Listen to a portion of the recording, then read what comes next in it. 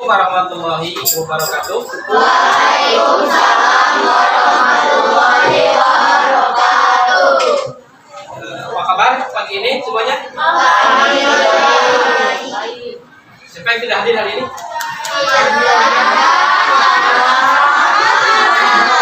Firza.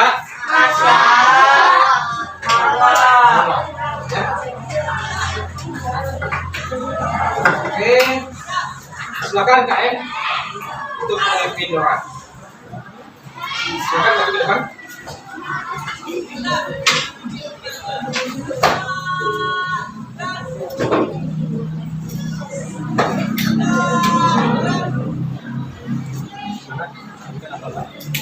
Teman-teman, sebelum kita belajar, mari kita berdoa terlebih dahulu.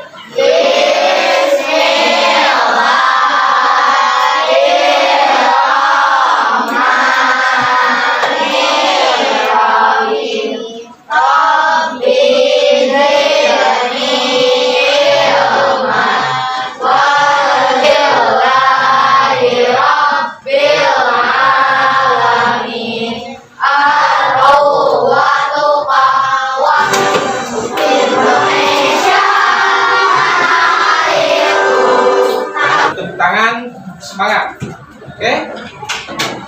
Tepuk semangat.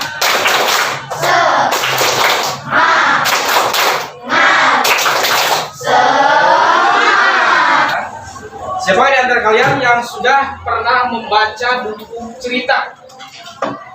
Sudah semuanya ya? Apa itu buku cerita? Atau dongeng ya? Sebuah dongeng yang tertulis dalam cerita. Ada yang tahu? Sekarang kita akan bahas tentang itu ya, tentang buku cerita. Tujuan daripada pembelajaran ini yang pertama adalah kalian dapat mengenali fungsi tanda baca, karena di dalam cerita, di dalam buku itu pasti ada tanda baca ya, dan pengaruhnya terhadap intonasi, itu cara pengucapannya. Tujuan pembelajaran ini. Kemudian kalian dapat memahami isi bacaan. Isi bacaannya, alur cerita seperti apa. Itu tujuan pembelajaran ini ya. Nah, ini adalah cerita tentang kelinci kecil dan burung pipit. Bisa kalian lihat di buku bacaan. Coba kita saksikan, atau ini kelihatan nggak coba?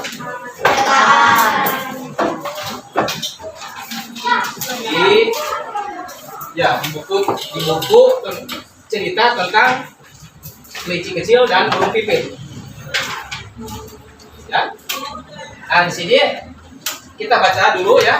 Nanti kalian ikut tirukan setelah Bapak mau memberikan contoh.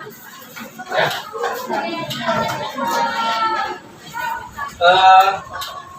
Cerita ini berjudul tentang kelinci kecil dan burung pipit. Aduh, sakit.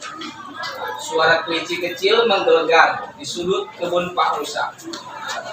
Wajahnya tampak seperti kapas dan titik-titik air mulai memanjiri matanya. Ia terduduk di tanah sambil memegang kakinya. Burung pipit yang sedang bertengger di dahan pohon dekat kebun itu segera terbang menghampirinya. Lampai memanggilku, jawab kelinci kecil dengan kepala tertunduk. Itulah ceritanya. Oke, siapa yang akan mendirikan ya baca cerita ini, termasuk bagaimana cara membunyikan tanda baca. Oke, sok silakan. Yang lain boleh dengar ya. Kita kasih sampai akhir. Oke. Karena sambil memegangi kakinya, burung pipit yang sedang bertengger di dalam pohon tadi segera ada apa? Itu dia kaki itu terambil batu, lalu aku jatuh. Lalu kelinci kecil sambil meringis kemudian, apa yang kamu lakukan di sini? Tanya burung pipit. Aku mau mengambil wortel itu. Kelinci kecil sudah terbang menjauh.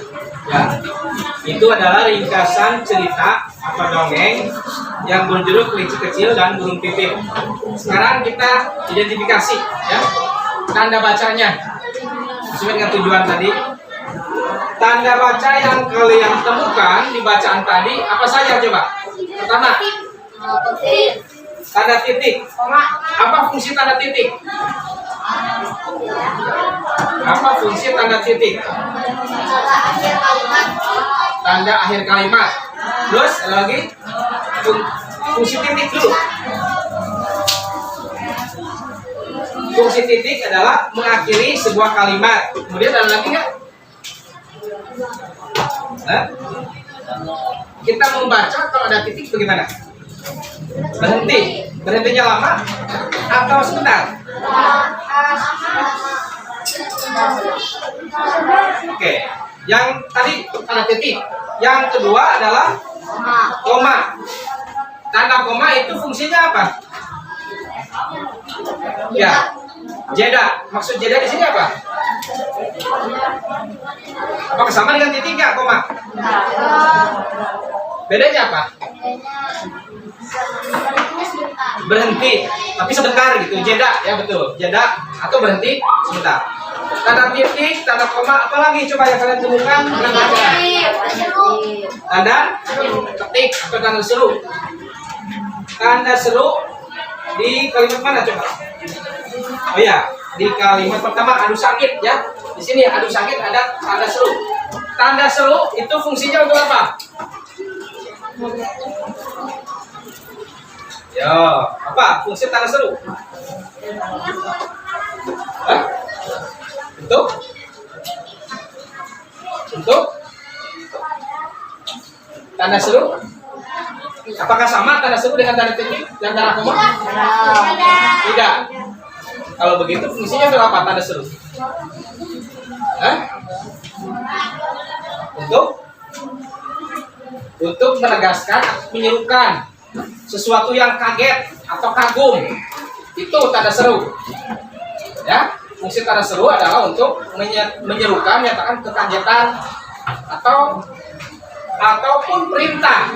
Ya, misalnya anak-anak buka bukunya, nah, itu diakhiri dengan tanda seru, memerintahkan atau menyerukan. Kemudian apa lagi di situ? Tanda tanya. Tanda tanya berfungsi untuk apa? Menanyakan. Di situ ada apa kelinci kecil? Nah, itu nanya, bukan tanda seru ya. Kalau tanda seru itu memerintah atau menyuruh. Kalau tanda tanya berarti menanya atau bertanya. Kemudian apa lagi? Tanda apa? Ini ya, ini tanda ini nih. Nah, tanda kutip. Apa itu fungsi tanda kutip? Hah? Fungsinya apa? Apa? Ada yang tahu? Apa fungsi tanda kutip?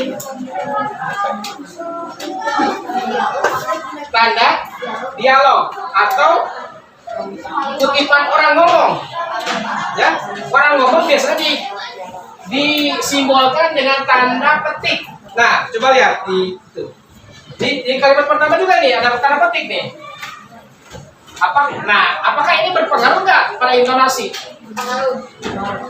Coba tanda petik di awal dan di akhir petik digunakan untuk mengutip omongan orang. Nah, jadi omongan bukan kalimat seperti ini, bukan kalimat berita, bukan omongan. Jadi ada intonasi dan ada ekspresi. Aduh, sakit. Nah, itu ya. Itu fungsi tanda petik, tanda baca, ya. Oke, sekarang Bapak ingin ini terbagi dari 4 kelompok, kelompok A, B, C, D. Kalian bacakan balik, pahami isinya. Setelah itu diskusikan untuk menjawab pertanyaan yang ada di belakang cerita itu. Coba lihat, ada 7 pertanyaan. Nah, sebelumnya Bapak mau nanya, apakah dari 7 pertanyaan ini mau dibagi-bagi atau semuanya? Bagi-bagi. Oke, kelompok A mau nomor berapa sampai berapa? Nomor 1 sampai 2. Ya. Ini kan ada 4 kelompok. Ada 4 kelompok, kalau dibagi 2 berarti kebagian untuk kelompok berapa pertanyaan? 2 ya. Ada yang 2, ada yang 1. Oke. Berarti kelompok A boleh dikasih tanda soal yang diberikan, yaitu soal nomor 1 dan 7. Silakan beri tanda 1 dan 7. Ya, kemudian B soal nomor 2 dan nomor 5. Nomor 2 dan nomor 5 beri tanda. Ya, kelompok B. Kelompok C. Kelompok C nomor 3 dan nomor 3 dan nomor 4. Ya. Kelompok D nomor 6 ya. 1 pertama aja. Silakan diskusikan. Nanti kita bahas sama-sama. Sebelumnya boleh dibaca dulu sekali lagi. Apa alur cerita itu? Alur dari cerita itu apa? Ya, sesuai dengan pertanyaan itu. Silakan diskusikan. Yang tiap kelompok berikan 55 menit untuk menyelesaikan pertanyaan. Silakan. Ya, diberi tanda aja. Ya. Yang penting jawabannya aja didiskusikan. Ya. Hah? Boleh, nggak apa-apa. Jawabannya aja lah. Jawabannya aja. Nah, kalian diskusikan jawabannya saja.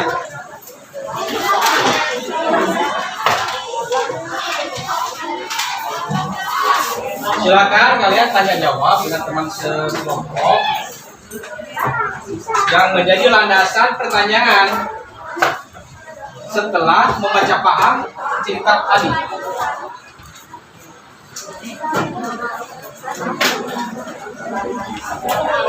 Ya.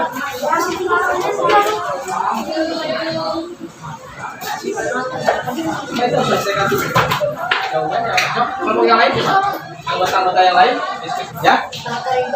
Nah, latar itu bisa tempat, bisa suasana, kadang pagi, malam, itu latar juga. Tempat, juga latar. Latar tempat kejadian.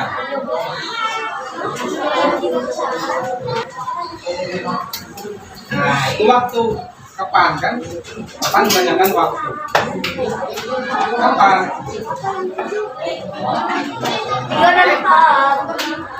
Oke, pertanyaan nomor 3. Di mana latar cerita berlangsung? Di mana jawabannya? Di sudut kebun Pak Rusa. Coba teman-teman kelompok yang lain ada yang beda jawabannya enggak? Pertanyaannya di mana latar cerita itu berlangsung? Jawaban kelompok C katanya di sudut rumah Pak Rusa. Di sudut kebun ya. Di sudut kebun rumah Pak Rusa. Ada yang beda enggak? Ada yang beda?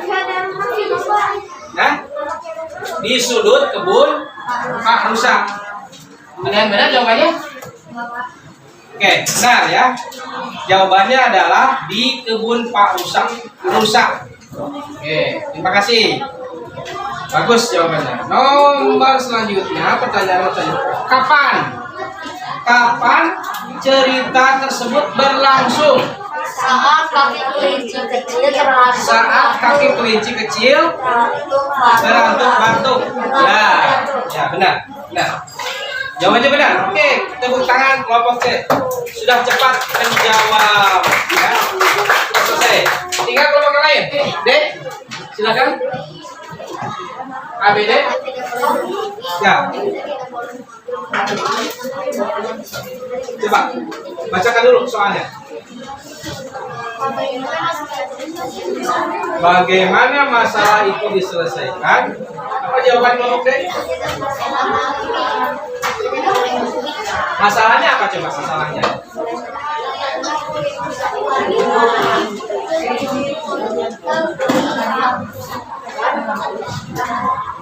Masalahnya adalah kelinci kecil akan mengambil wortel, tetapi hasil batu. Jadi tidak jadi. Itu masalahnya. Kemudian solusinya atau menyelesaikan masalahnya gimana? Diselesaikan seperti apa? Hah? Dinasihati oleh burung pipit. Apa isi nasihatnya? Apa isi nasihatnya?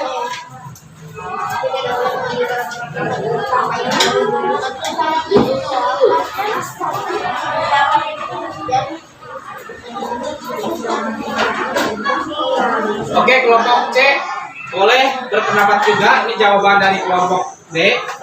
Katanya masalahnya itu dia tersandung, dan solusinya atau cara menyelesaikannya itu dia mengikuti saran dari burung pipit. Gimana pendapat kelompok? Ya. Kemudian kelompok lainnya sudah? Atau satu sudah? Dari dua, satu sudah? Yang mana coba? Tolong baca ya. Soalnya dulu.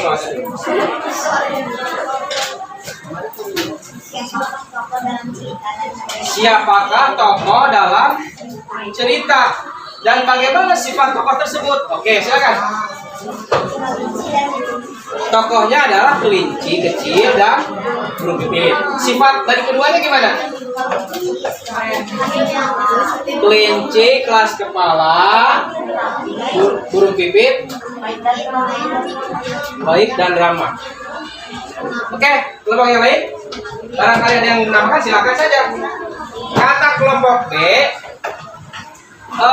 tokohnya itu ada dua, satu burung pipit, dua kelinci kecil. Nah, adapun kata kelompok B, sifat dari keduanya, kalau burung pipit bandel ya, tadi bandel, keras kepala, maaf.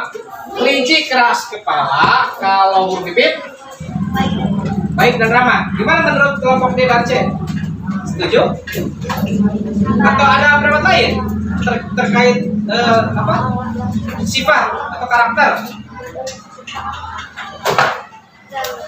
Burung pipitnya baik hati dan ramah.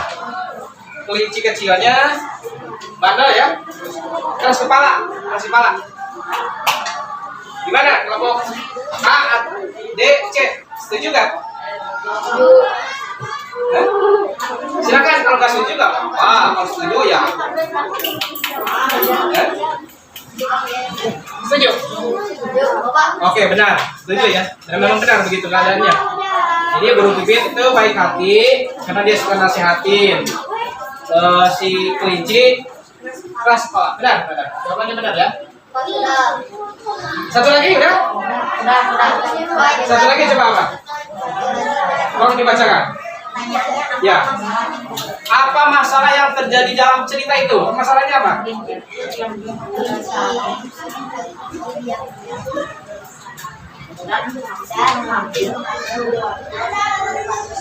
Masalahnya kelinci kecil diam-diam keluar dari sarang. Pergi dari sarang dengan niat untuk mengambil wortel di kebun Pak Rusa. Terus masalahnya itu kan? Oke, benar. Dan jawabannya benar. Kelompok A, silakan bacakan jawabannya. Dan soalnya juga. Nah. Ya, apa isi cerita itu? Isinya apa?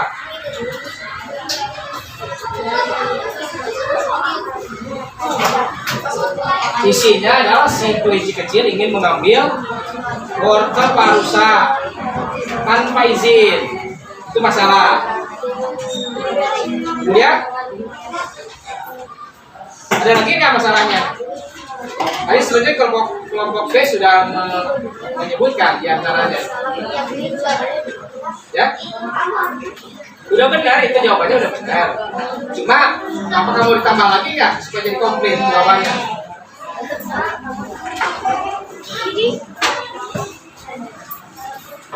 Jadi niatan kelinci ingin mengambil wortel Pak Rusa. Oke, benar. Terus yang terakhir Apa pesan ya? Oke, apa pesan dari cerita itu?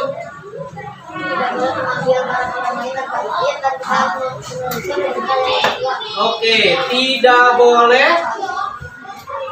apa? Mengambil barang yang bukan hak. Terus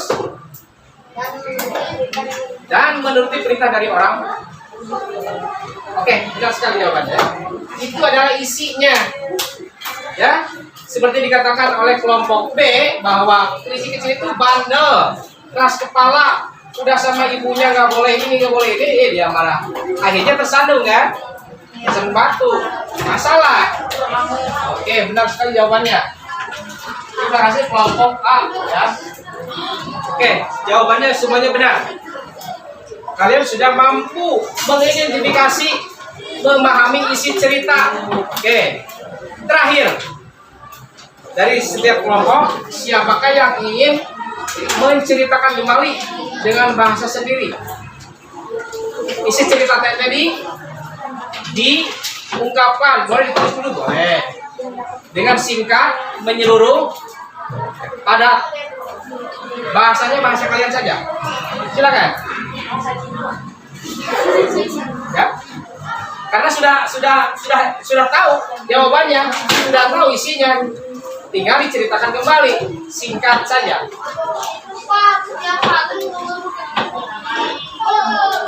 Bukan dihafalin, diceritakan kembali kejadiannya dari awal sampai akhir. Cuma singkat aja, dengan bahasa kalian aja, nggak usah bahasa buku, bahasa kalian aja. Silakan, siapa yang mau coba? Sebenarnya kalian udah tahu ya, kalau ceritanya udah tahu, tinggal dirangkai dan diucapkan kembali. Gitu. Silakan maju ke depan.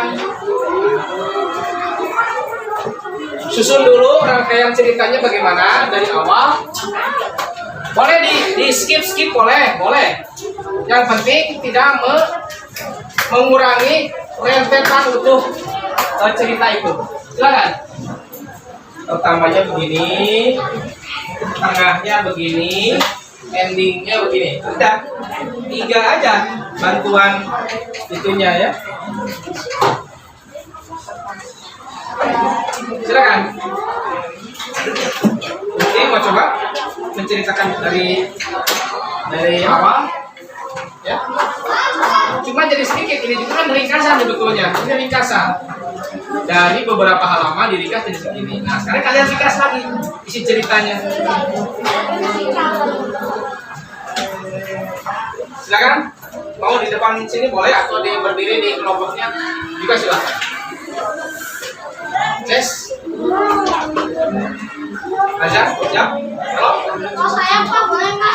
Silakan. Berdiri silakan.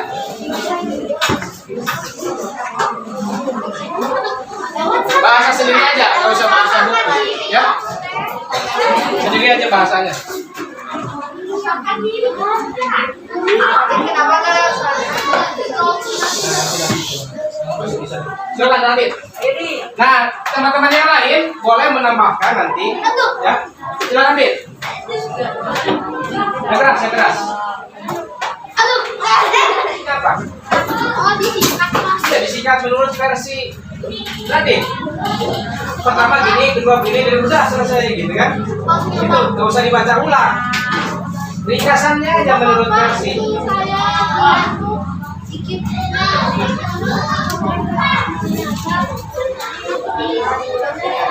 Ya, diedit aja ceritanya gimana, pertamanya bagaimana, kemudian bagaimana, dan endingnya bagaimana, gitu aja. Nggak usah dibaca, sebetulnya nggak usah dibaca ya, diceritakan.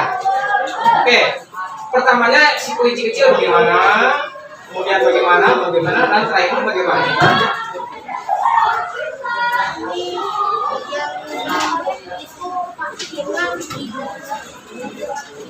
Iya.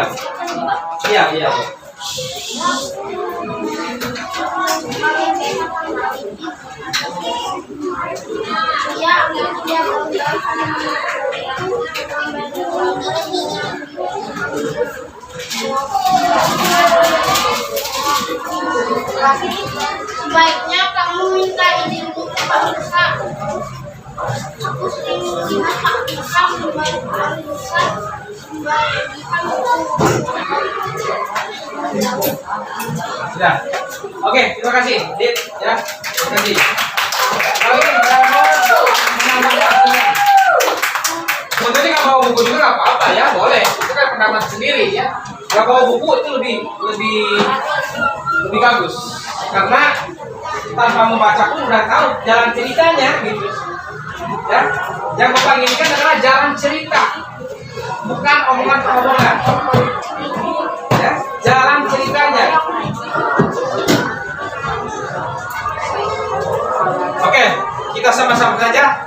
Ya, kita sama-sama saja bagaimana kita menceritakan kembali, ya, teknik menceritakan kembali dari sebuah cerita, ya, dengan bahasa yang kita punya aja, nggak usah bingung-bingung menyadur atau membaca kembali apalagi satu demi satu kata itu ya. Oke, pertama bagaimana pertamanya? Pertamanya kan kelinci tersandung batu akibat ulahnya karena niatnya yang ingin mengambil wortel punya Pak Musa. Ketika si kelinci merasa kesakitan, burung pipit segera datang menghampiri dan memberikan saran dan nasihat bahwa seharusnya kelinci kecil bilang dulu kalau mengambil wortel ke Pak Musa. Kemudian selanjutnya burung pipit memberikan saran kepada kelinci kecil bahwa saat ini hanya induknya yang boleh keluar dari sarang untuk mencari makanan. Nah, kenapa kelinci ini bandel? Padahal ibunya sudah wanti-wanti. Akhirnya kelinci pun menyadari kesalahannya dan dia akan minta maaf kepada ibunya dan juga berterima kasih kepada sudah menyadarkan.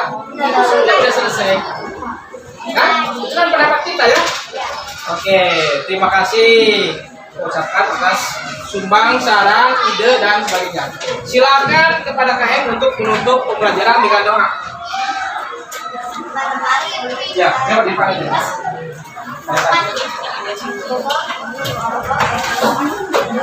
Ya.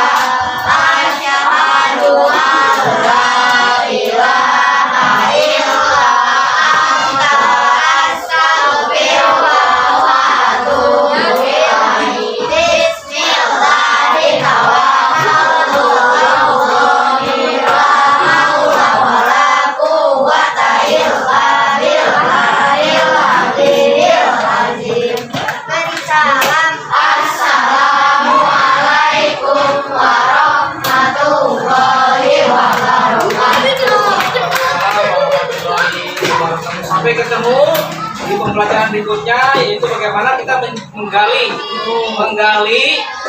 unsur intrinsik dalam sebuah cerita. Ya, sampai ketemu besok. Assalamualaikum warahmatullahi wabarakatuh. Waalaikumsalam warahmatullahi wabarakatuh.